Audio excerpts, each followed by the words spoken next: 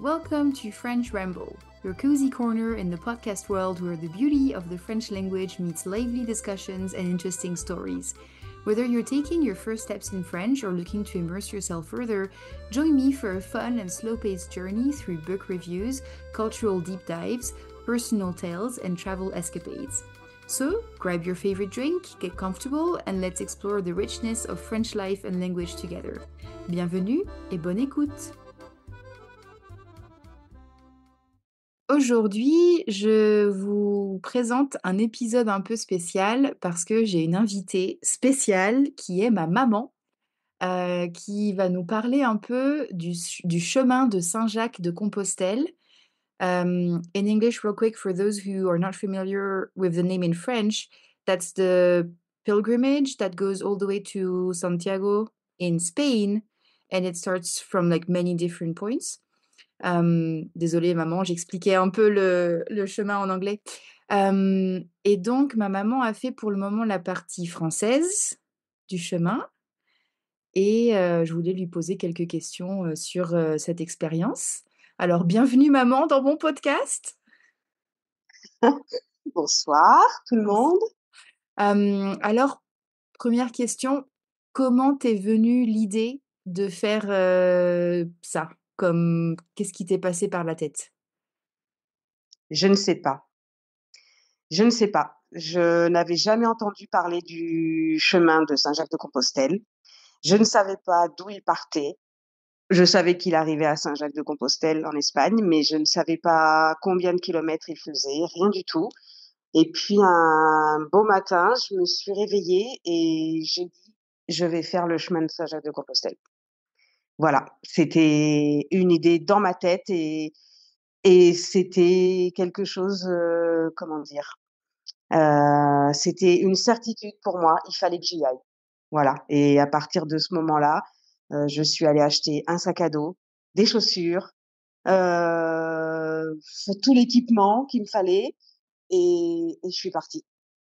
Et avant ça, c'était quoi tes expériences de voyage et d'aventure?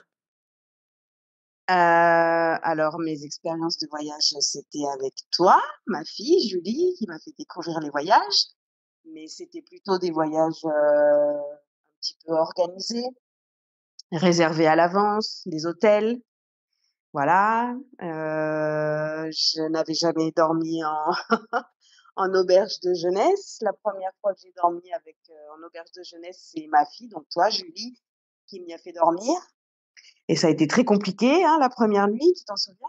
Oui, oui, oui. Ah bah, Et en fait je pense que même ouais, si tu veux bien maman, je pense qu'on pourrait inclure un petit clip, audio d'une des vidéos.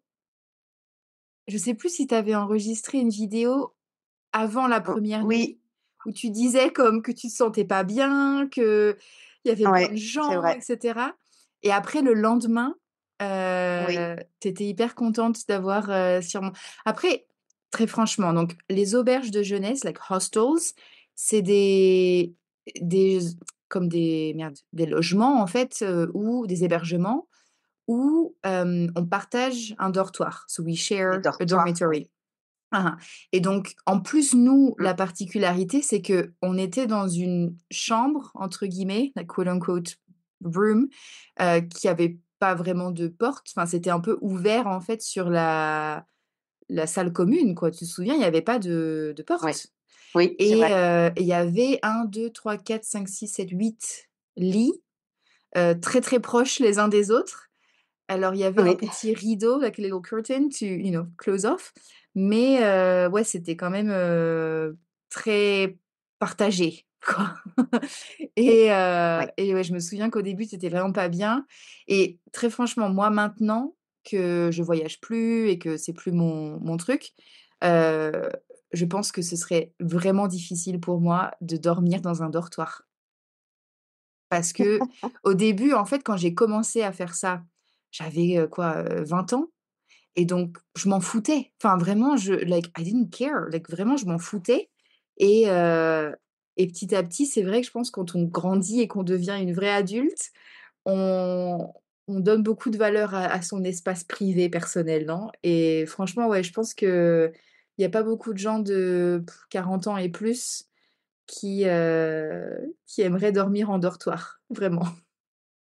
Ouais, bah, moi, c'est Bravo. l'inverse, en fait. J'ai eu envie de justement de partager plus avec les gens, donc je suis partie donc sur le chemin, qui partait alors il y a plusieurs chemins en France et dans le monde d'ailleurs, même dans d'autres pays et ils mènent tous à Santiago, en Espagne. Donc moi, j'ai choisi le plus fréquenté, le plus connu qui part du Puy-en-Velay, donc en France, en Auvergne, parce qu'il y a plus de monde. Il est plus, adapté pour les pèlerins. Il y a des toilettes régulièrement, il y a des endroits qui sont aménagés pour s'arrêter, manger, se reposer. Il y a beaucoup plus de gîtes, enfin d'auberges pour dormir, donc on peut faire des étapes plus courtes. Donc je suis partie, ne sachant pas du tout où j'allais, je suis partie toute seule et donc au départ, j'ai marché une quinzaine de kilomètres par jour.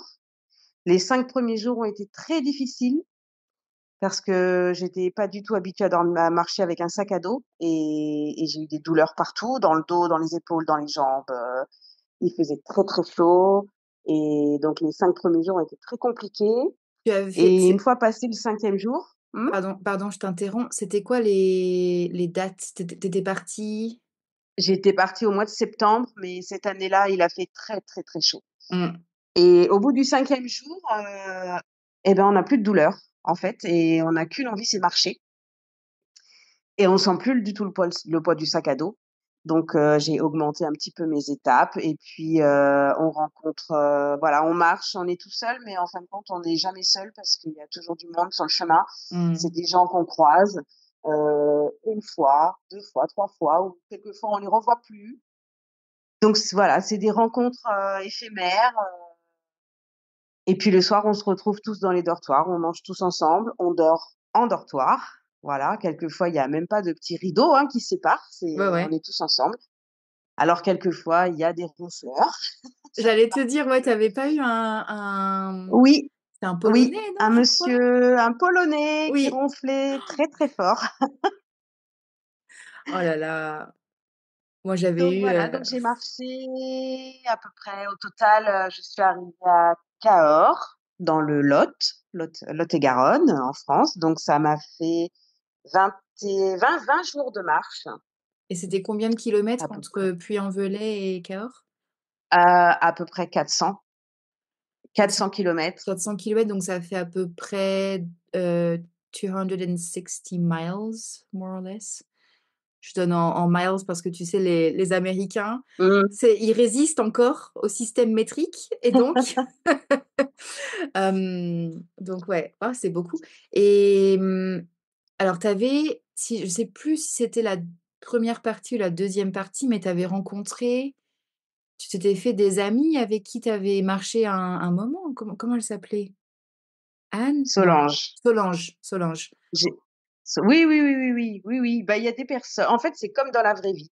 Il y a des personnes, qu'on va rencontrer et on va marcher avec eux parce qu'ils sont à côté de nous, mais il y aura pas forcément d'atomes crochus, de liens.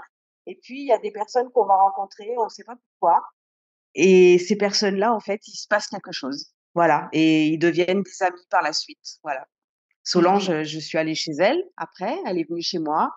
On continue de s'écrire, on parle du chemin parce que c'est le point qu'on a en commun toutes les 2 et voilà. C'est cool. Mais ça, moi, j'ai vraiment senti ça dans et j'en parlais avec un élève qui a été nomade aussi. J'ai l'impression que quand tu rencontres des gens dans ces conditions-là et ben, en fait, tu leur racontes toute ta vie, parce que tu Oui, sais que tu vas être avec eux pendant 24 heures, 3 jours, une semaine et en fait, oui, pendant ces 3 jours, c'est, ton meilleur ami et on se raconte des choses beaucoup plus intimes qu'on oui, raconterait peut-être pas à des membres de notre famille ou des choses comme ça et ouais, je trouve que les relations sur la route, like on the road, elles sont vraiment, je sais pas, c'est c'est très complètement différent. différent. Ouais, c'est vraiment différent. C'est différent et encore alors sur le chemin de Saint-Jacques-de-Compostelle, il y a encore une autre dimension qui rentre en compte, c'est que les gens qui sont sur le chemin, ils sont pas venus là par hasard. C'est des personnes, qui à un moment donné de leur vie rencontrent des difficultés. Alors ça peut être, une rupture amoureuse, ça peut être la perte d'un travail, ça peut être, un décès, la maladie, heu et en fait, à un moment donné, on se dit: «Qu'est-ce que je vais donner comme direction à ma vie?» Et comme on ne sait pas, et ben, on part faire le chemin.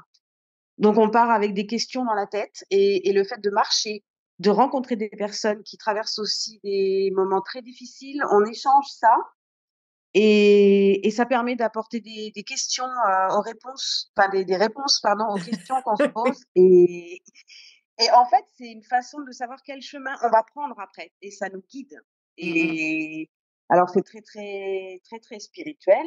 Il y en a pour qui c'est très religieux aussi parce qu'à la base, c'est quand même un chemin qui est religieux, mais pas forcément. Il y avait pas forcément des gens, qui étaient religieux, hein, moi la première. Mais par contre, c'est vrai que c'est très, très spirituel. C'est en fait, on se retrouve, face à soi-même et face à toutes les questions qu'on se pose. Voilà. Mmh mh. Donc c'est un chemin qui est merveilleux, qui apporte énormément de bonheur, énormément d'amour, de réponses, mais qui est douloureux aussi à un moment donné, parce qu'on se retrouve face à soi-même. Voilà, on est tout seul. Mmh mh. Mais alors, ça n'a rien à voir, c'est pas du tout la même chose. Mais moi, je sais que, bah, je marche tous les jours avec mes chiennes, comme minimum 2 heures par jour. Je suis toute seule dans la forêt, dans la nature et c'est vrai que j'ai vraiment je sais pas si tu avais ça aussi dans comme ta routine quotidienne de marche, mais moi, j'ai vraiment comme la première demi heure, je suis dans ma tête, j'ai tous les trucs négatifs. «Oh, j'ai eu un conflit avec mon voisin» et «Oh, ma mère, elle m'a dit ça» et da da da da da da et après 30 minutes, c'est comme whoosh!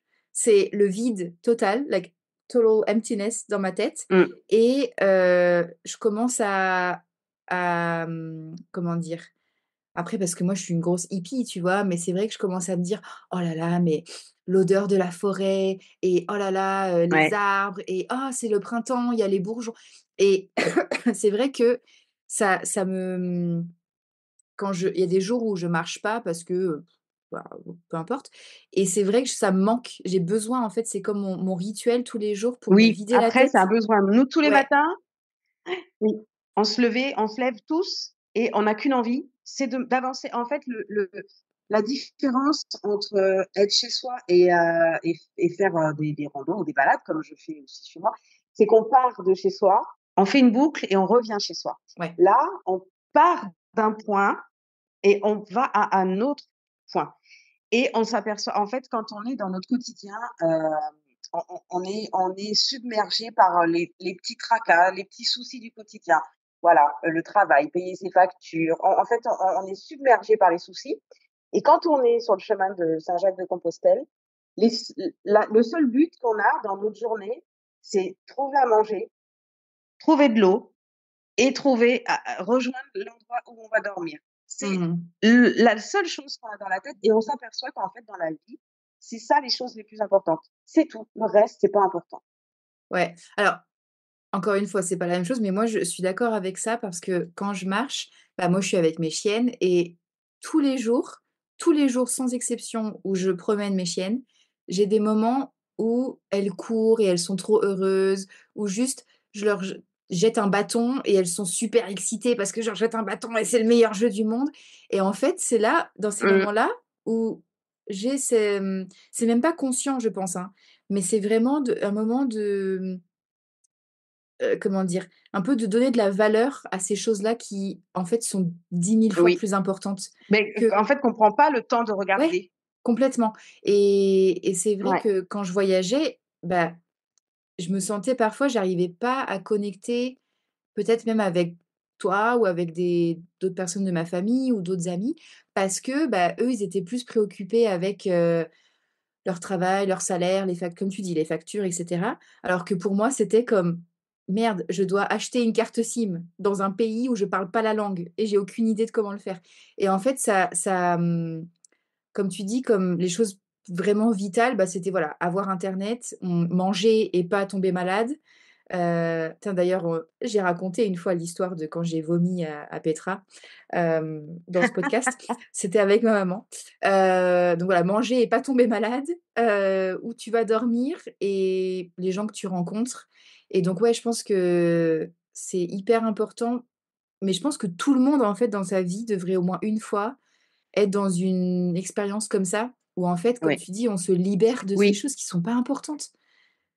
Bah, en fait, oui, oui et puis on s'aperçoit que, bah, on prend conscience de la nature qui nous entoure. Moi, j'en avais pas pris conscience à ce point-là et c'est vrai que le fait de marcher déjà, on avance beaucoup moins vite que quand on est en voiture. Donc on prend le temps de regarder et quand on marche comme ça dans il y a des endroits qui sont tellement beaux, qui méritent qu'on s'arrête 5 Mmh. minutes.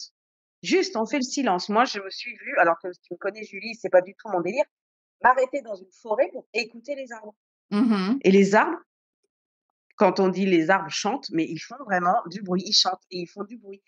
Et le fait de s'arrêter et d'écouter la nature, mais ça apporte une espèce de joie intérieure, mais c'est Ouais, voilà je et ça fait sais. du bien et ça fait tellement bien que ça en devient moi, j'ai besoin de retourner sur le chemin régulièrement. Là, j'y suis retournée l'année dernière pour continuer donc la deuxième partie française. Ouais. Donc j'ai marché là, cette fois-ci 450 kilomètres, 24 jours et c'était, mais c'était une bouffée de bonheur. Voilà. Et je suis rentrée dans le chemin direct, dès le premier jour. J'ai retrouvé cette sensation, de liberté déjà, de c'est un bonheur intense. Mmh. Et Au-delà de la fatigue de marcher, alors, est-ce que tu as si tu devais mentionner une personne, tu as pas besoin de dire son prénom si tu veux pas, mais comme une personne qui t'a particulièrement touchée ou son histoire était particulièrement, je sais pas, une personne qui t'a touchée, la première qui te vient à l'esprit? la première qui me vient à l'esprit ah! Ouais, mais Tu es pas obligé de dire bah, son il y a une prénom. dame qui m'a touchée. Oui, bah, non, mais sans dire son prénom, hein, parce Mmh. qu'elle avait en fait, le jour où je l'ai rencontrée, je suis partie le matin, il y avait rien qui allait. Il pleuvait, c'était mon premier jour de pluie. Il y avait une montée, mais comme ça pendant 2 heures. Enfin voilà, je sais pas, j'étais dans un esprit négatif, pas bien. Je me suis pris un déluge sur la figure, enfin bref et quand je suis arrivée en haut du sommet et je suis tombée sur, un groupe de 3 dames, dont une, qui avait on a discuté un petit peu et j'ai compris, elle m'a dit qu'elle avait eu des soucis de santé, très, très graves et qu'elle se retrouvait donc du coup, enfin appareillée, hein, avec du matériel médical et en fait, il se trouve que, bah, moi, j'ai la même chose qu'elle Mmh. et je me suis dit: «Mais c'est incroyable de tomber à cet endroit-là qui était quand même désertique, un jour où j'avais pas le moral, de tomber sur quelqu'un qui avait le même problème que moi et en fait, mais elle était tellement heureuse, elle aussi, de rencontrer quelqu'un comme elle Mmh. et c'était magique cette rencontre. Ouais. C'était Bah, magique et en fait, on ne s'est pas revus. On s'est pas revus après, elle a continué son chemin, on n'avait pas les mêmes étapes et le dernier jour, donc j'ai marché 15 jours sans la voir cette dame-là, donc je pensais plus à elle, enfin voilà, après voilà et le dernier jour, j'avais une grande étape de 24 kilomètres, je m'en rappelle, où il y avait pas du tout d'endroit pour s'arrêter et le seul endroit qu'il y avait, c'était, des gens qui, offraient à boire, dans leur jardin et ils autorisaient à ce que les gens s'arrêtent. Donc j'ai marché 24 kilomètres sans croiser enfin sans m'arrêter, rien du tout et je suis rentrée dans ce jardin et il y avait un banc et sur ce banc, bah, il y avait cette dame. On s'est c'est cool. retrouvés et enfin, on est tombés dans les bras l'une de l'autre parce qu'on pensait qu'on se reverrait pas et il y a en fait, ce chemin, il est magique, il se passe plein de petites rencontres comme ça, plein de choses un petit peu magiques et c'est beau, voilà, c'est juste de la beauté, c'est beau. Bah, après on en parlait toi et moi, l'autre jour au téléphone parce que je suis en train de lire un livre qui s'appelle, In English Signs: The Secret Language of the Universe et en fait on parlait, je racontais à ma maman, ce livre et on parlait des signes et des coïncidences et c'est vrai que, bah, encore une fois, c'est un peu mon côté, hippie d'épine, hein, mais je pense qu'il y a beaucoup de choses où on pense: «Waouh, mais quelle coïncidence!» mais en fait, cette personne, vous étiez peut-être, il y avait une raison pour que vous vous rencontriez. Oui, Peut-être qu'elle, elle avait besoin de te rencontrer ou vice versa et toutes les personnes, que tu as croisées, toutes les choses qui se sont passées, c'était peut-être nécessaire que ça se passe comme ça. Même les oui, difficultés, même les ouais. Et donc là, tu as fait la partie française, donc il te reste la partie espagnole. Voilà, Donc c'est quoi le plan? donc eh bien là, mon sac à dos est déjà presque prêt. On va en reparler de ton sac à dos, on va en reparler. Voilà et en fait, c'est un besoin de continuer et alors, sachant qu'à la base, j'avais pas forcément j'ai plus d'appréhension à faire la partie espagnole parce que je parle pas espagnol et c'est ça qui me freine, enfin qui me freinait parce que du coup, je me suis dit: «C'est trop bête de pas la faire juste pour ça, en fait, parce que je suis totalement capable de me débrouiller» et l'appel du chemin, il est tellement fort que et puis les chemins, depuis 2 ans, m'a apporté tellement dans ma vie au quotidien que je me dois d'aller jusqu'au bout déjà. Donc là, dans 2 mois, je remets mon sac à dos et je vais faire donc toute la partie espagnole de la frontière espagnole à Roncevaux jusqu'à, Saint-Jacques-de-Compostelle, donc 800 800 ou 850 kilomètres, je sais plus. Voilà, donc là, je pars, 35 jours et voilà et j'ai hâte et Tu là, ce m'étonnes. chemin-là, je sais pour le coup, je sais qu'il sera différent de la partie française parce que je je pense qu'il y a tellement, tellement de pèlerins qui ont marché sur ce chemin depuis des milliers d'années que je pense qu'il est chargé vraiment, spirituellement et je pense qu'il sera beaucoup plus spirituel que l'année dernière. Mmh mh. Mais je t'avais raconté, non, que tu sais là où je vais à la rivière avec mes chiennes? Et ben, Oui, il y a une femme dans le village d'à côté qui a un restaurant, très, très, très, asturien et elle est à fond sur, comme les racines celtiques et gaéliques de cette région et cetera et vraiment c'est une fontaine d'informations cette femme, elle est incroyable et je lui parlais de cet endroit et je lui disais comme: «Cet endroit spécifiquement, je sais pas, il y a un truc magique où tu as pas merde, de s de réception, comment on dit? Tu as pas de réseau, le téléphone ne oui, fonctionne pas et donc tu es vraiment coupé du monde, en fait et ouais, c'est vraiment magique cet endroit et donc je lui racontais ça, je disais: «Ah, je vais là tous les jours, da da da» et elle me disait qu'en fait, c'était, heu, un des anciens chemins de Saint-Jacques-de-Compostelle et que c'était même, si j'ai bien compris, comme avant et c'était un truc de chemin celtique ou je sais pas quoi, en fait, qui passait là et donc c'est vraiment un chemin d'accord, super, super ancien quoi, ce petit chemin qui n'a rien de spectaculaire. Hem et vraiment, ouais, moi je pense qu'il y a des endroits comme ça où il y a eu oui, encore une fois, c'est très hippie, très spirituel, mais je pense qu'il y a des endroits où il y a eu tellement, tellement de gens qui sont passés, qu'il y a une énergie de fou et moi j'ai oui, ressenti ça le plus à Petra. La première fois où je suis allée à Petra, heu et je l'ai raconté à une fille après, sans qu'on comment dire? Enfin, c'est elle qui m'avait dit quelque chose un peu similaire. En fait, le 1er jour où j'étais à Petra, il faisait, bah, comme quand on est allé, hein, il faisait, je sais pas, 40 degrés, même plus parce que toi, on est allé en mai. On est allé en mai, non? Et moi, quand j'y suis allée, c'était le 31 juillet. Donc, il faisait une chaleur à mourir et j'avais des frissons toute la journée. Mais des frissons comme, je sais pas.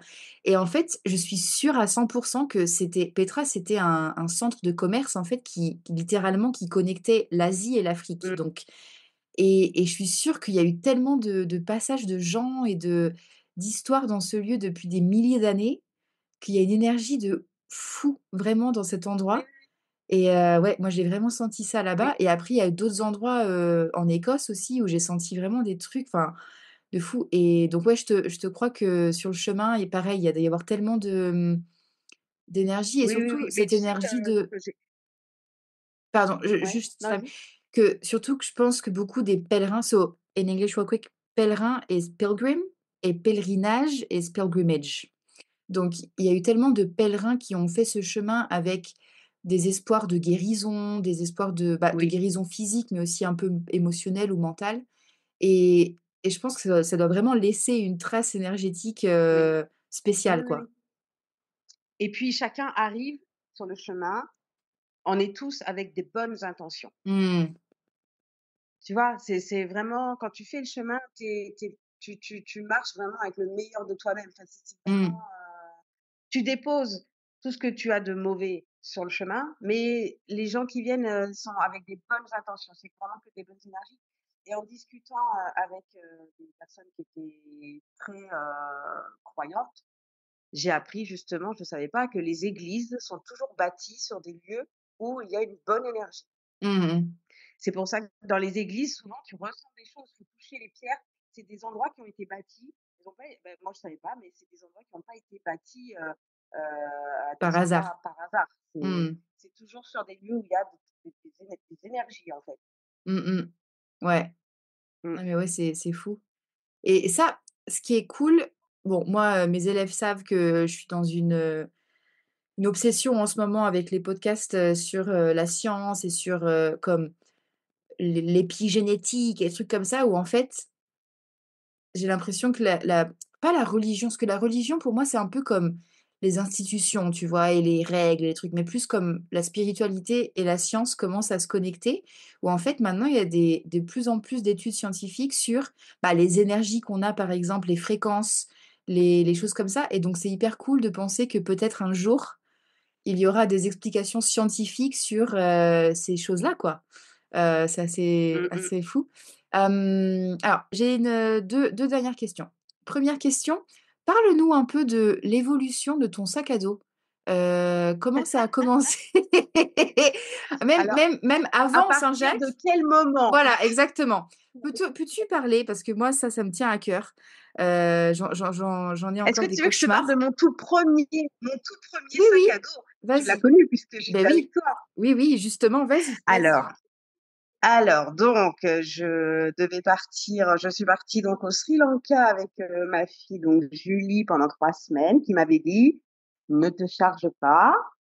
Donc j'avais dit: «D'accord, je vais Non, prendre attends, un sac à dos». Pour moi déjà prendre un sac à dos, c'était ne pas se charger. oui, Sauf voilà, que j'ai acheté un sac à dos, parce que ah tu ben, je ne vais pas mentir, voulais, je voilà, vais te dire la vérité. tu voulais faire un voyage comme pour toi, le sac à dos, c'était enfin, corrige-moi si je me trompe, mais c'était un peu comme symbole d'aventure, quoi, de d'avoir ton sac à dos, Oui, c'était mais plus oui, libre voilà, voilà. de Mais marcher et tout ça. pour moi, il fallait quand même que j'amène tout l'équivalent que j'aurais mis dans une valise. Donc j'ai acheté un sac à dos de 90 litres, Non mais maman! ce qui est énorme. Il faut savoir, ma maman est une petite femme. Tu es pas très grande, tu es pas très épaisse, Non, tu es un petit je fais gabarit, quoi. 1,58 m. Voilà, une petite taille. Je pense que sincèrement, hein, tu serais rentrée dans le sac à dos sans problème. Oh oui, Oui, oui. oui. Et Oui? j'avais tout ce que contient mon armoire, ma salle de bain, tout. Non mais non maman, tu avais une trousse de secours et the first aid kit. Heu, je pense que même les docteurs de Médecins sans frontières, OK, like Doctors Without Borders, ils ont pas autant de choses que toi Mmh. dans leur sac, vraiment. Tu avais des jumelles qu'au final, on avait oublié de les prendre Oui, le c'est jour vrai. où il fallait les prendre. Le brumisateur. Brumisateur, tu avais un truc de couture, like a sewing kit. Oui, oui. Hem, qu'est-ce que tu avais? Tu avais 3 Des 000 pochettes, chaussures, plein de plein de pochettes. pochettes, plein de pochettes. Ouais, ouais, ouais, ouais et au final alors, Donc donc tu avais acheté cet énorme sac. Ensuite, tu avais acheté un autre sac qu'au final tu avais pris celui-là après pour faire, un autre non, je l'ai voyage, pris non? qu'une fois. Ah OK, Je l'ai jamais repris celui-là. Il OK. était trop gros. Non, non, non, le bleu que tu avais acheté un peu, avant d'acheter l'autre. Ah je sais j'ai en fait, j'ai acheté tellement de sacs que je sais plus. C'est ça, c'est ça et donc on est partis au Sri Lanka avec cet énorme sac. Alors désolée maman, hein, c'est pas pour te foutre la honte. I don't wanna put you on the spot, mais je dois quand même raconter l'histoire de Ella. Donc ma maman, voulait organiser un peu le voyage au Sri Lanka parce que je pense que ça te rassurait un peu, non, d'organiser un peu à Oui, bah, l'avance les j'étais choses? très voilà, très Ouais, ce que carré, je peux comprendre, je peux organisé, comprendre. ça me rassurait en fait. Ouais et moi j'étais un peu au comment dire? J'avais L'inverse. atteint oui, bah, j'avais atteint cette étape de ma vie voyageuse où j'avais envie d'être le plus libre possible et de rien réserver et d'arriver et donc tu avais réservé des choses, j'exagère pas maman, 9 mois à l'avance. Hem Et donc Oui. on avait fait le pic d'Adam, donc Adam's Peak. C'est combien? C'est 2000 et quelques mètres? S Bah, il y a 5 500 marches. 5 500 ouais. So like 5,500 steps to climb et donc et c'est des marches qui étaient un peu comme ça, quoi. Et donc on a fait Oui, le Adam's Peak. Heu, on l'avait fait en plus alors nous on était allés voir le coucher de soleil, c'est ça? On l'avait fait on l'a l'après-midi? fait le non, parce qu'on l'a fait en journée. Oui, On est redescendu, il faisait nuit. ouais, parce qu'il y a des gens qui partent la nuit et qui arrivent le Oui, matin en haut et qui regardent le lever de soleil, the sunrise. We ouais, did the opposite. We climbed in the afternoon, watched the sunset and yeah. Et donc, ça voulait dire qu'on est rentré à l'hôtel, quoi, 00:00 peut-être, je sais pas, la nuit quoi. On a je sais dormi plus. quelques heures et ensuite on est parti Oui, à Ella. So Ella, c'est une petite ville, touristique dans les montagnes. Dans les montagnes, point important et tu avais réservé un hôtel magnifique un peu éco, truc. magnifique, Non, franchement, il magnifique. était super beau. Mais c'est vrai qu'il était en fait, how can I explain this? Il était à flanc de montagne, Ouais, like on the side of the mountain. dans la So, jungle. je vais expliquer en anglais parce que c'est difficile d'expliquer ça Mmh, en français. Like the whole hotel was like on maybe 6 different floors because it was like on the side of the mountains, right? So the entrance was at the top. We had to climb down the stairs to go to the front desk, climb up some other stairs and like just stairs everywhere. Donc des escaliers partout. Et donc on est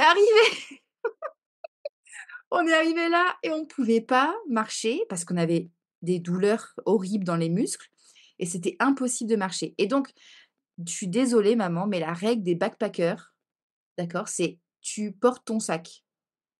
Voilà. Si tu peux pas porter ton sac, oui, c'est que tu as trop chargé ton sac. Et donc, moi qui suis un peu comme ça aussi, comme, plus maintenant, mais c'est vrai qu'à l'époque, j'étais un peu comme: «Non, les vrais voyageurs, ils font ça, là là là». Et donc moi, je voulais porter mon sac, mais moi, mon sac à dos, il y avait rien dedans. J'avais une seule paire de chaussures, j'avais pas de serviette, j'avais pas de shampoing, j'avais, je sais pas, 3 t-shirts, 3 pantalons, c'est tout. Et ma mère, avec son sac qui pesait plus qu'elle. je peux dire combien il pesait? Vas-y, moi je me souviens du mien, J'ai combien il pris. pesait. Le tien? Bah, moi, il pesait juste la limite de bagage, il pesait 23 kilogrammes. 23 kilos. Le mien, il pesait, 7 kilos 250 parce que j'ai encore la photo de la Mmh. balance. Moi, Donc le tien, c'était il pesait juste la limite 3 fois pour plus que l'avion. le mien, Il ouais. faisait 22,5 kg, enfin, Mon Dieu. Et donc voilà, donc tu as dû faire porter ton sac dans les escaliers parce que tu pouvais pas le porter ton sac. Non mais ça, c'est vrai. C'est pour ça, je pense que quand on voyage, c'est bien de réserver si on a un peu peur ou qu'on n'a pas l'habitude et cetera. Mais c'est vrai que quand on réserve pas, ça nous donne la flexibilité de dire comme: «Hey, oui, c'est cet vrai. hôtel-là, les escaliers, ça va pas être possible aujourd'hui». Donc ouais. Donc ça, Ouais. c'était le Sri Lanka. Après, tu as voyagé plus des trucs un peu organisés, donc tu avais des valises, Oui, normales. oui, Et puis valise. après, tu es venu me rendre visite quand j'habitais en Jordanie. Et donc, j'admets Ah, j'admets, oui, je sais ce que tu vas dire, j'admets, c'est moi qui t'ai dit: «Maman, t'embête pas avec un sac à dos, prends une valise normale», voilà. Mais c'est vrai que moi, je m'imaginais une valise cabine, like, non, you know non, non, those non, non, non. you know those small suitcases that you can take with you on the plane? What are they called? Like yeah, cabin, suitcase, luggage. Et non, tu as pris encore une fois une valise où tu aurais pu rentrer dans la valise. Donc Oui, c'était chouette pour, le désert et je l'avais cassée, non, ta valise? ouais, Je sais elle plus. a pas résisté, elle a pas résisté à la Jordanie. Et les rues en plus, la Jordanie, c'est pareil, c'est la plupart des villes sont Oh oui, je m'en dans des rappelais montagnes. plus. Oh Oh my god, les il y avait pas ruelles pavées, d'ascenseur et tout. toutes déglinguées. Oh mon Dieu, Ouais, oui. ouais, ouais, ça c'était fun. Et donc, qu'est-ce que tu as abandonné maintenant? Parce que là, j'imagine que tu as dû, abandonner beaucoup de choses, non, dans ton sac Alors, à ça dos? s'est pas fait comme alors quand je suis partie donc je me suis dit: «Tu vas marcher toute seule, tu vas devoir porter ton sac, il faut qu'il soit léger». Mmh. Mais Voilà, donc j'ai acheté déjà un sac à dos avec, beaucoup moins de contenance, ouais, enfin voilà. plus petit, ouais. et mais la première fois que je suis partie faire, Compostelle, pour moi, je pensais que j'avais pas pris beaucoup de choses, mais j'avais quand même emmené mon sèche-cheveux. A hair dryer? J'avais amené au moins 4 tenues et puis au fur et à mesure que j'ai marché et ben, je me suis rendu compte que c'est moi qui devais porter tout ça et que c'était lourd et que c'est des choses dont je n'avais pas besoin. Donc au Mmh. fur et à mesure que j'ai marché, j'ai laissé des choses dans les gîtes, dans les auberges. Le Ouais. premier soir, j'ai laissé mon sèche-cheveux. Le lendemain, j'ai laissé le gros livre très épais que j'avais amené, pour finir avec un sac à dos, bah, léger et me rendre compte qu'il me manquait rien, en fait. Mmh. Voilà, Mais j'avais 2 tenues, une sur moi, une dans le sac. Voilà, c'est tout. ouais, Enfin, quelques affaires de toilette, voilà et la 2e fois où je suis partie, par contre, c'était mieux et là, il bien. sera parfait mon sac. Mais Voilà. je trouve que Et c'est un processus hyper important. Quand je suis partie en Colombie où c'était vraiment comme le vrai gros voyage que j'ai fait, heu, enfin la première fois où je suis partie loin en fait, j'avais mmh, tu te souviens de la valise noire? oui, On a eu pendant hyper longtemps. Pareil, elle était énorme et j'avais cette valise-là remplie de trucs, plus une valise cabine, plus un sac à dos et j'avais une quantité de choses, mais ridicule. J'avais 2 énormes poches de maquillage, des oui, chaussures à c'est vrai. talons, des trucs, mais ridicules. Et en fait, enfin, c'était pas ridicule parce qu'à l'époque, je pouvais pas sortir de chez moi sans maquillage, sans me lisser les cheveux, bah, un peu comme les filles maintenant, tu vois, comment elles Mmh, sont.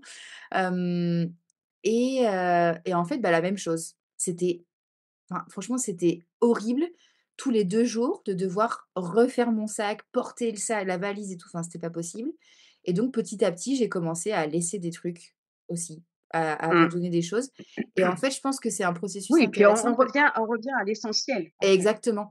Je pense que c'est pour ça que c'est un processus intéressant parce que, quand tu abandonnes ton maquillage et ben tu abandonnes aussi l'importance que tu donnes à ça dans ta vie. C'est vrai, Et oui, c'est vrai que, bah, moi depuis, enfin, je me maquille presque jamais, j'ai pas beaucoup de vêtements et en fait, comme tu dis, c'est lourd, enfin, c'est physiquement, matériellement lourd, mais c'est aussi mentalement lourd, en fait, de se oui, donner ces, comment dire? Ces conditions, quoi, que c'est important de se maquiller, c'est important de trucs. tu en fait, quand on fait le chemin, et ça, on me l'a dit, moi, quand je suis partie, c'est vrai que mon sac était lourd et il y avait plein de trucs dedans et j'ai croisé une personne avec qui on a discuté un petit peu et qui me disait qu'en fait, on porte le poids de ses peurs Mmh, et c'est complètement. vrai et au final, quand on arrive à se décharger de tout ça et ben, on se sent beaucoup plus léger, mais comme tu dis, physiquement et dans la tête. Mmh mh. Ouais. Ouais, ouais, ouais. OK, Mmh. avant-dernière question. Heu, qu'est-ce que tu as quelle est une chose que tu as appris, heu, sur le chemin? Que tu as apprise? Que tu as appris? Qu'est-ce que j'ai appris sur le chemin? Qu'est-ce que ça m'a apporté, tu veux dire? Ouais, Bah, une une chose que ça m'a leçon que tu apporté, as appris, une leçon que j'ai appris,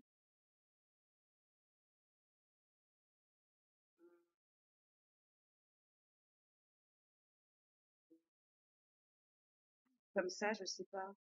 Après, c'est pas vraiment une leçon. En fait, moi, ce que ça m'a apporté, c'est que, je l'ai déjà dit plusieurs fois, c'est de savoir lâcher prise. mmh, Voilà. De laisser sortir ses émotions.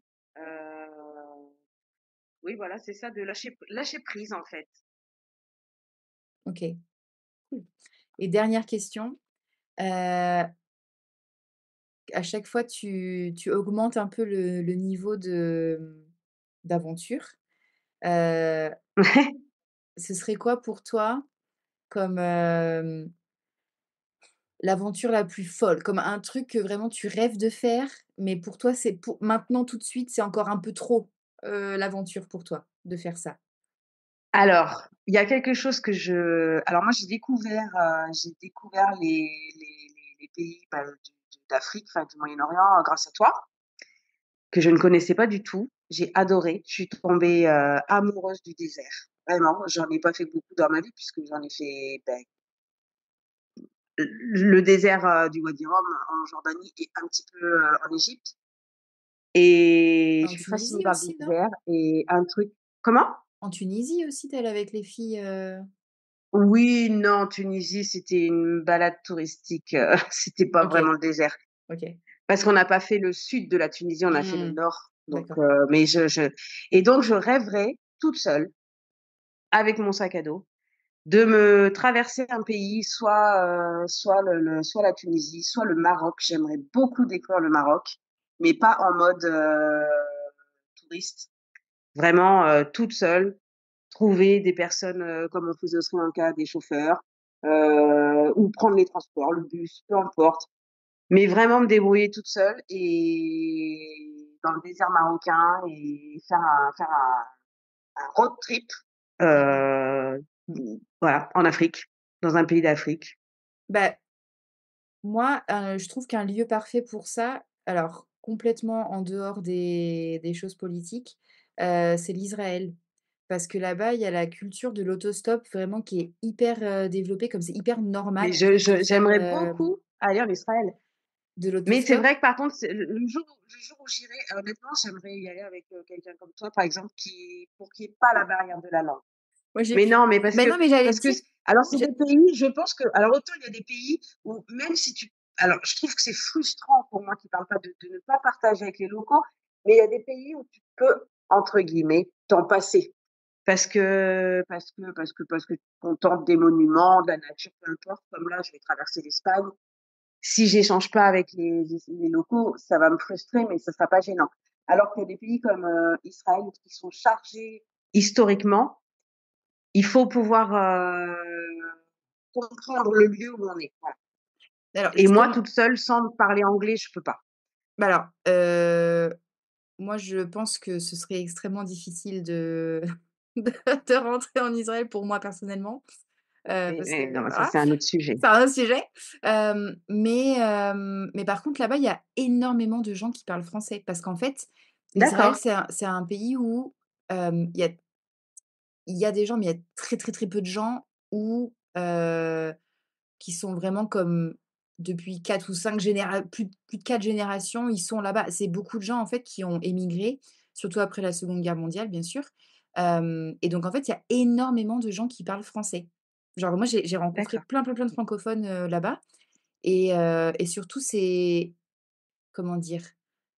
Je pense que c'est, un pays qui est quand même, très safe. Alors après, la notion de la sécurité, c'est un peu différent pour tout le monde. Personnellement, le fait qu'il y ait des checkpoints partout et qu'il y ait l'armée partout, moi, ça me stressait complètement parce que j'aime pas les armes à feu, j'aime pas la police, j'aime pas l'armée, na na. Mais, c'est vrai que tu peux pas vraiment, enfin, comment dire? Dans un pays, il y a des checkpoints tous les 5 kilomètres, il va rien t'arriver, quoi. Enfin, c'est quand même, comme voyageuse, tu vois? Vraiment, voilà. mais oui, pourquoi pas. Alors, juste pour clôturer ça, ce serait quand même un joli clin d'œil parce qu'on se dirige tous vers Saint-Jacques de Compostelle parce que l'apôtre est arrivé, là-bas à Santiago, mais il est quand même parti de Jérusalem. Bah oui. Ouais, ouais, Donc ouais. ce serait bien quand même de Bah voilà, ouais. au lieu d'aller à son point de départ, pourquoi pas aller, à Bah, son tu point as de tu as qu'à faire, son point d'arrivée ou pourquoi ne pas aller à son point de départ? tu as qu'à partir du Caire et aller jusqu'à, là où est-ce que je suis arrivée quand j'avais pris le ferry? Je sais plus où j'ai non, après tu as pas besoin de prendre le ferry, en fait, tu peux passer, jusqu'à Eilat en Israël et après de Eilat jusqu'à Jérusalem. Tu as qu'à faire le chemin de Moïse. Oui, pourquoi Mais pas. Après il le y chemin a, de je t'enverrai, il y a une fille, je t'en avais déjà parlé, elle s'appelle Linda Bortoleto et elle avait fait, heu, je sais qu'il y a un chemin qui traverse, l'Israël ainsi comme ça, randonnée, tu vois, genre style, ah pèlerinage. bah, oui, non mais là, c'est sûr que là-bas, c'est c'est Ouais, ouais, ouais, ouais. Non, il y a vraiment, mais en donc Jordanie déjà, aussi, il hein, y a je un chemin, vais déjà terminer celui que j'ai commencé mmh mh. Ouais, et puis, comme disait souvent, père, hein, Pépé, ton grand-père, Julie, la fin d'une chose, c'est toujours le début d'une autre chose. Donc je vais il terminer disait ça, celui-là et puis Pépé? je verrai, ce qui m'attend. Oui, souvent, oui. J'avais jamais entendu dire ça. Si, si, si, moi je l'ai souvent entendu dire ça, ouais. C'est joli. Il était très sage. Bah oui. Moi, j'ai, toujours en tête, ce que mémé me disait. Je te jure maman que j'entends ma grand-mère me le dire presque tous les jours: «Quand on n'a pas de tête, on a des jambes». Ah oui, c'est clair. Moi Et donc aussi, je m'en souviens. bah, du coup, toi, tu as des bonnes jambes pour marcher, oh, quelle belle conclusion! C'est C'est ça. magnifique, c'est magnifique. Oui, oui, Bah, oui. écoute maman, merci, de ta participation dans mon podcast et merci d'avoir Merci à partagé, toi. tes aventures et puis, bah, pour mes élèves qui écoutent, si, vous avez aimé parler avec une maman française, et que vous avez d'autres questions et d'autres sujets, dont vous voudriez parler, moi, j'aimerais bien parler de la maternité, parce que c'est vrai que ça me travaille énorme. Je te jure, les hormones en ce moment là, c'est n'importe quoi et donc j'ai des questions comme ça et puis, bah, mes élèves le savent que mes sœurs sont des triplés, donc je pense que c'est quand même pas rien, d'avoir des triplés et aussi, je pense que ça va impressionner encore plus. Ma maman a accouché de moi sans péridurale, OK? She gave birth to me without an epidural. Donc ça c'est encore plus le Yes, chemin de Saint-Jacques de yes. Compostelle. Et donc ouais, non, je sais pas s'il y a d'autres sujets que vous avez en tête, heu, les comment on dit? Les écouteurs, non. Oh là là, j'arrive plus à parler, c'est terrible. People who are listening, if you have other topics in mind for my mom, let me know, for my sisters or for, I don't know, anyone. And yeah, that's it for today. À bientôt!